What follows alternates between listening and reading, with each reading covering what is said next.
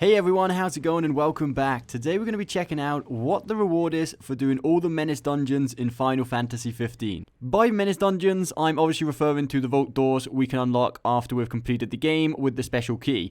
So there are 8 of these in total, and at least 2 of them are quite a pain in the ass. Like, one is 100 floors long, and another one is really difficult because we aren't allowed to use any items and stuff like that. So the reward for this could be considered the hardest item to obtain in the entire game of Final Fantasy 15, and by far the item that'll take us the longest to get. So you're probably expecting some spectacular item. Unfortunately for us, that is not exactly the case. I'm not going to bash it too badly because it's true that it has actually got some use in game. It's not like many reward items that don't actually do anything. We can actually use this. But before we go into too much details of what it does, I'm going to show you exactly what it is. So it's called the Hunter's Medal, as you can see here on screen.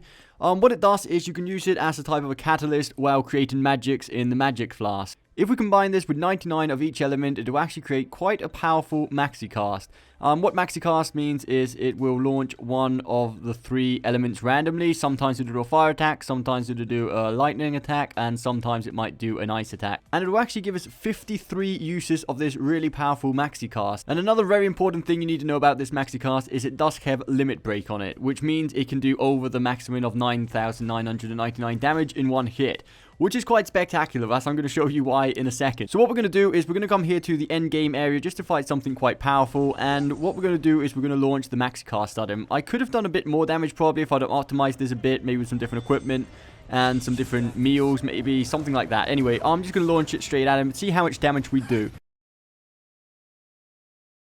So as you can see, this magic is no joke. We've done 89,000 damage in one hit. That is pretty incredible. And I have actually read in some places that people are reporting they've managed to do 99,000 damage with magic that has limit break on it, which is quite incredible. However, the reason this is not as spectacular as it may seem at first sight is, as many of you probably know, there are multiple other items on this game that allows us to surpass the limit break of 9,999 damage with magic. That really sort of defeats the purpose of this being so much harder to obtain than the other items that allow us to do pretty much the same thing with just a little bit less power, really. It still seems a bit worthless in comparison to how difficult this is to obtain. Obviously, you can sell the Hunter's Medal if you wish to for a mere 50,000 gil, which is definitely not worth it. Please don't do that, guys. I would also really recommend, unless you actually need this, and it might be helpful for you to get through some of, I was going to say the Menace dungeons, but you actually need to complete it to get this. So I really cannot find any use why you would actually need this after you've already done the Menace dungeons. So it's not really helpful in that aspect. So, but if you do want to try this out,